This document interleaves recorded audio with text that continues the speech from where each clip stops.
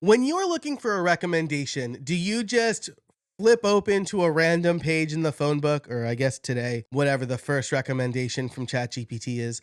Or do you ask a friend, a confidant, someone whose opinion you trust? You're going to ask the opinion of someone you trust, right? Which is why host read ads on podcasts work so well. Host read ads communicate authenticity, and people who listen to podcasts trust the host. While most people think a host read ad is just reading a script, those people are just missing the entire point.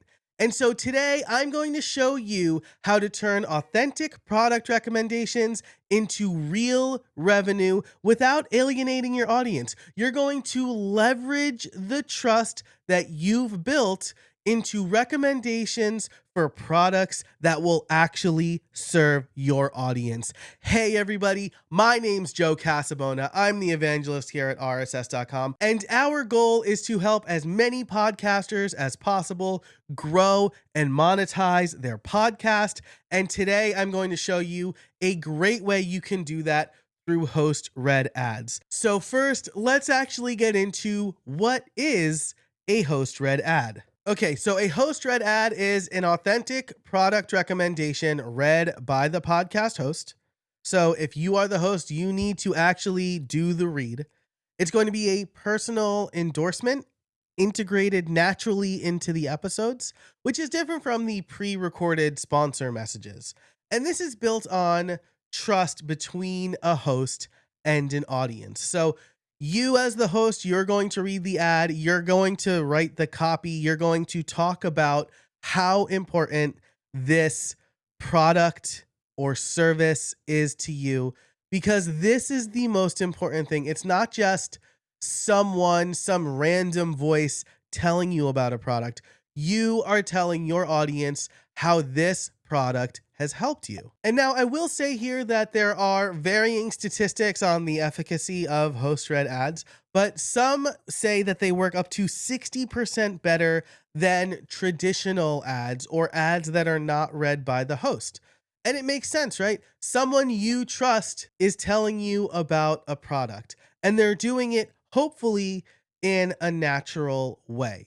So why why do these work so well besides the fact that you trust the person who's telling you about the product? Well, again, your audience already trusts you. There's a personal connection here, that the parasocial relationship between a podcast host and the audience is strong. The audience feels like they know you and they understand you because you are open and honest and authentic with them on your show, and that's going to drive action. It also feels more natural, right? It feels more like advice than an advertisement. You understand your audience better than anybody, and you are making this recommendation because you know it's going to help them. And like I said, some say that they convert, again, 60% better or 2 to 3 times better than traditional ads. So there are a few podcasts and podcast networks that I think do this really well.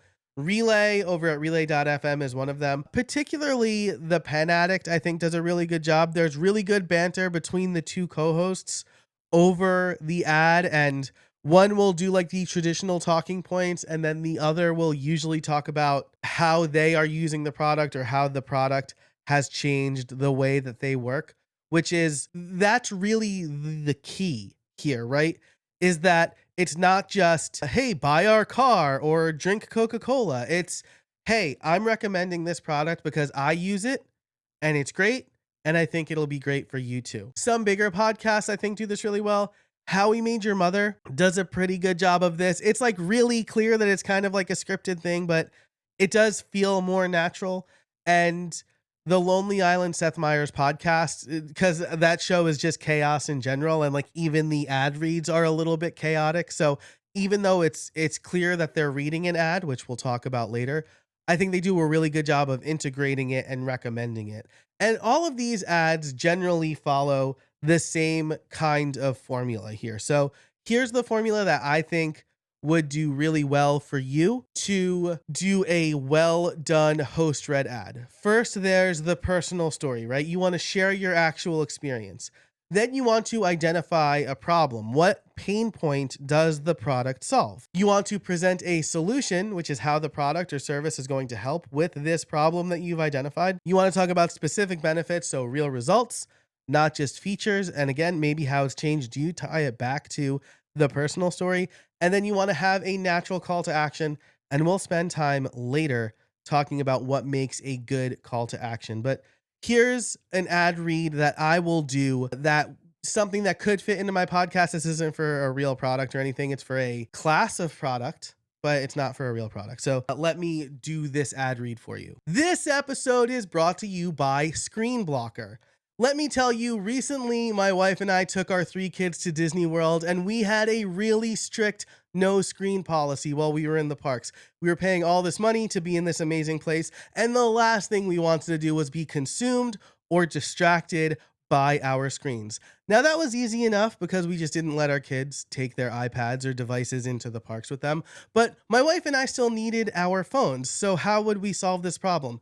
Yes, we could turn on screen time and we could block apps or just decide kind of not to open apps. But when you're standing in line waiting a long time for a ride, it could be really easy to pull out your phone and open the app, which is why I want to tell you about Screen Blocker. Screen Blocker is a physical device that you have to scan your phone to, that will lock you out of certain apps, and you can decide what apps you want to be blocked out of. So you can keep phone and messages and the Disney World app, but you can block Facebook and Instagram and your email app. And the best part about Screen Blocker is that you can lock yourself out at any time with the push of a button in the app, but to get back in, to re-access what you've blocked, you have to physically scan a device, which means that even if my wife wanted to check Instagram or I wanted to check my work email, I couldn't. We couldn't, because the physical device was back in our hotel room. So if you want to spend less time on your phone and more time in the real world, living life, spending those precious moments with your family, you need to check out Screen Blocker. You can head over to casabona.org/no screen to get a special discount on the Screen Blocker device. That's casabona.org/no screen. Thanks so much to Screen Blocker for sponsoring my podcast. So you can see there that I started with a personal story. I talked about the solution that this fake company Screen Blocker offers. And then I said, if you feel this way, if you want these results, check it out. And notice that I used my actual URL with an easy to speak URL. Again, we'll talk about the call to action later, but the call to action needs to be clear and easy. Now, I know what you're thinking. This is great, Joe, but what if I can't get somebody to sponsor my podcast? It doesn't need to just be about sponsors. These are host read ads. They aren't necessarily host read sponsor spots. So if you have your own product, or if you are part of an affiliate program, then you can promote the affiliate program through a host read ad to generate income, even in podcast episodes where you may not have a specific sponsor. So let's say you are part of the RSS.com affiliate program. There are lots of ways where you can create a host read ad in your podcast to promote RSS.com. And this is why it's great, right? First of all, we have a generous commission, 50% on annual plans or 50% on the first 3 months of a monthly plan. You are likely using all of these features if you are an RSS.com user and an affiliate. So, we talk about affordable pricing and modern features, the great websites, easy distribution and multiple monetization options, or whatever your favorite features are, free transcripts, things like that. So you can take your actual experience and give a truly authentic host read ad promoting the RSS.com affiliate program, or promoting your affiliate link for RSS.com. And so if you want to access that, you can head over to RSS.com/affiliates, log in via Rewardful, and your URL will be right there. I recommend that you make it easy to speak. We have the format of rss.com question mark via equals Joe. So maybe if you have a website, you can create a redirect, or you can use Bitly or some other link shortening service to make it an easily speakable URL. But you can apply the same sort of things that we talked about, right? You could say, hey, it took me a long time to figure out how to launch my podcast. There are so many options out there. I was never sure what to pick or if I was wasting my money. And then I found RSS.com. RSS.com is super affordable. They start at less than $10 a month for students and nonprofit organizations. And even their most expensive plan is in the $20 range. And that's for a podcast network. But they also come with a ton of features. They make it super easy for you to get your podcast onto YouTube without having to add a video component. You get free transcripts. Their analytics are amazing and they make it so easy for you to make money with your podcast via sponsorship or through a patron or donation program. Or if you're into crypto, they have the value for value program so people can donate cryptocurrency to you as they stream your show. RSS.com is the podcast host for podcasters. And if you want to check them out, you can start for free. Just head over to mypodcast.com/RSS to learn more. I am part of their affiliate program. And so I just want to let you know that if you do use this link, I will get a small commission. It doesn't affect your price at all, but I love RSS.com. I wouldn't be able to do my podcast without it. So thanks so much to RSS.com for being our great distribution partner. I strongly recommend them. Check them out at mypodcast.com/RSS. So that's the type of thing that you can do on your show, right? Talk about your personal story, how RSS.com solves your problem, and then promote your RSS.com affiliate link. Make it clear that it is an affiliate link. This is an important thing to do, especially in the United States, but I suspect in other countries as well, where you do need to disclose if you do get a commission or if you have been paid to talk about it. But it could just be a quick mention there. I always like to say something like that, right? I am part of their affiliate program. I may earn a small commission if you use this link, but it won't affect your price. And the proceeds help go to produce this show, something like that. So that's what I'm thinking. If you are part of the RSS.com affiliate program, you can use the affiliate program to earn money from your show. You're using RSS.com. You can speak intelligently about it and you can make some money in the process. Okay, so let's talk about best practices here. I say here only promote products that you actually use. It should really be products that you have used before, right? You want to speak intelligently to them. They should be products that you believe in and that you trust, right? A few months ago, news broke that all of these YouTube creators were promoting Honey, and Honey was really taking money from creators and they were doing some shady things behind the scenes. And so it's likely that some of these people truly believed in Honey and didn't know this, but it's likely that Honey just came with a giant check to a lot of creators.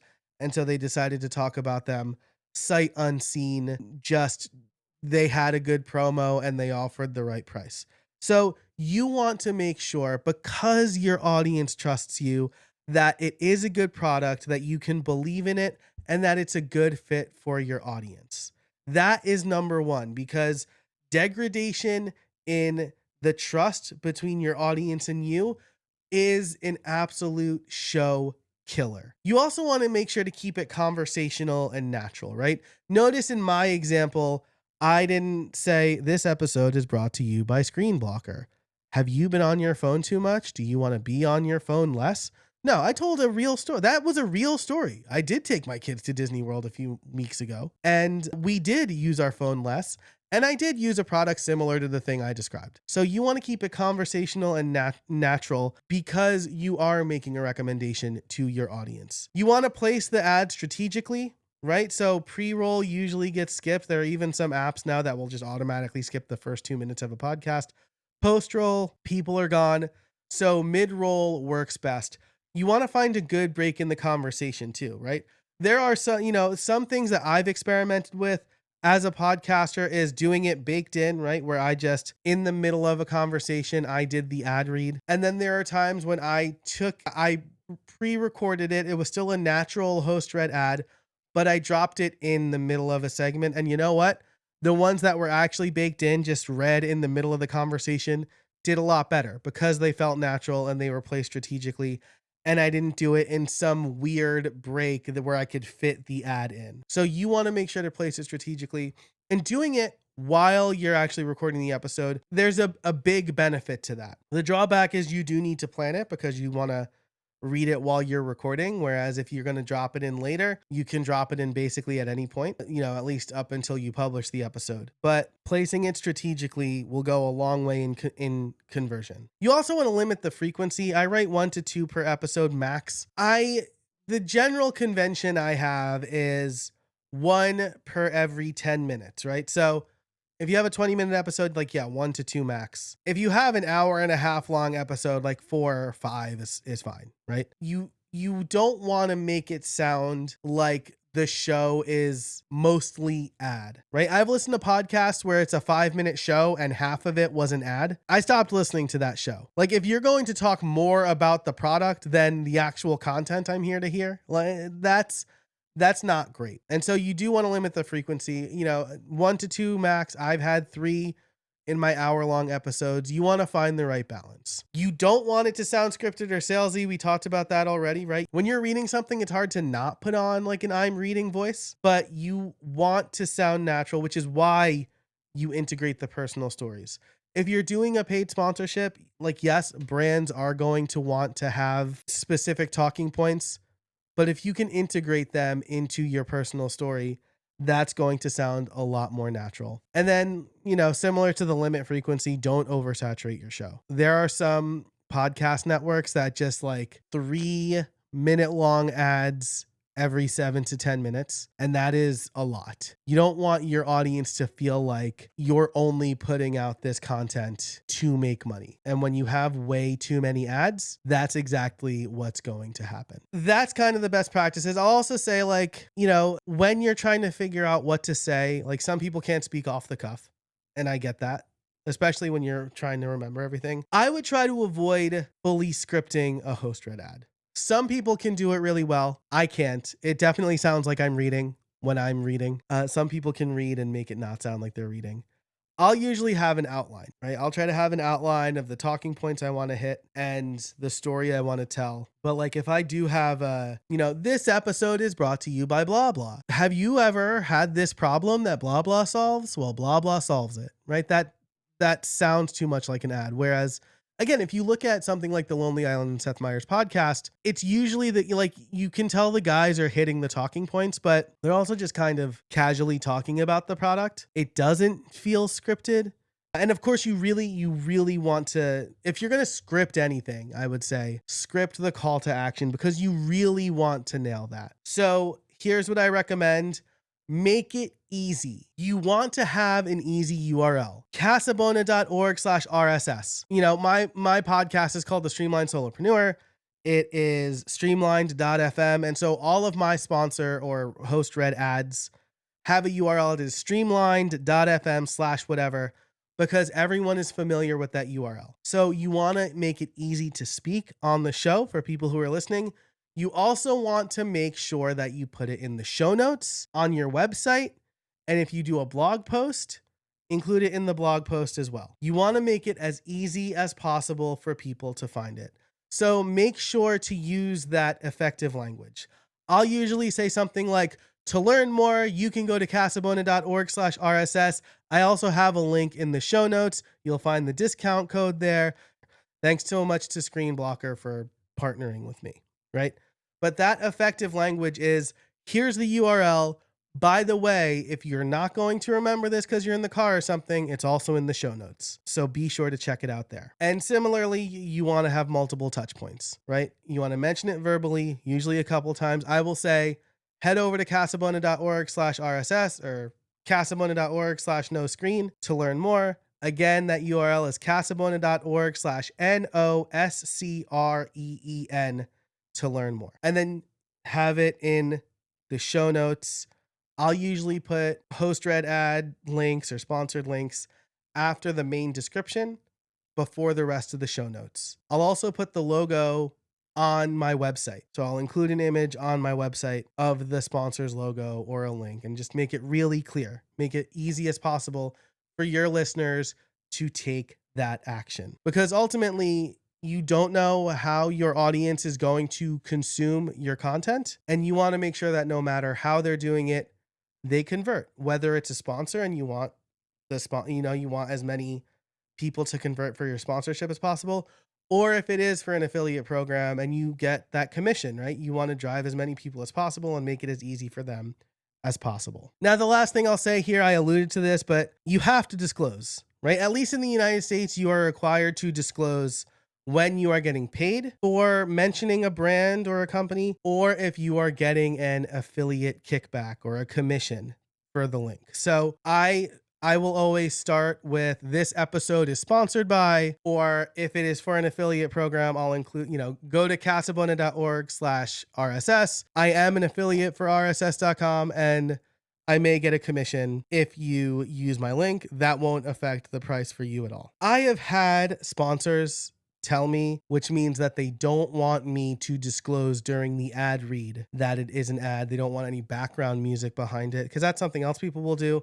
They'll have a little chime before a sponsor read, or they'll have music in the background to make it clear that it is an ad if the brand doesn't want them to say it's an ad. But you need to, I've always said no, I have to disclose at some point. And so if they really don't want me to say it during the ad, I'll say at the top of the show, right?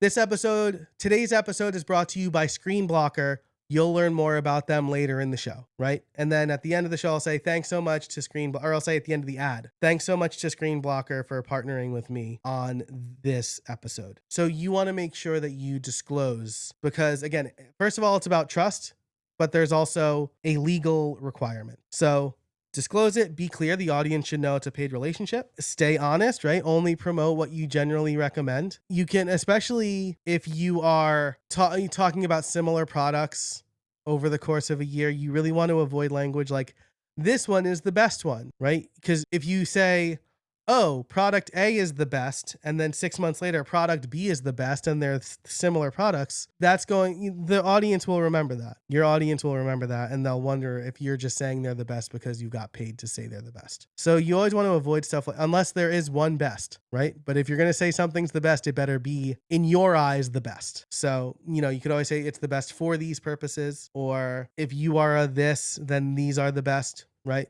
But you want to avoid like absolute statements like that. And then finally, if you're not sure, over disclose. Your audience will appreciate it, right? I mean, there are people who just don't like ads and people who will skip ads, but ultimately most listeners know that podcasters need to support their work somehow, and you are a trustworthy source. And if you are honest with them, then they will trust you even more, because people like getting recommendations. It's not like people don't like getting recommended stuff. They don't like gratuitous ads, or they don't like ads for the sake of ads. And so doing a host read ad combines your ability to monetize your show with the fact that your audience trusts you and you want to recommend to them things that will honestly be good for them. All right, that's it for this video. I hope you enjoyed it.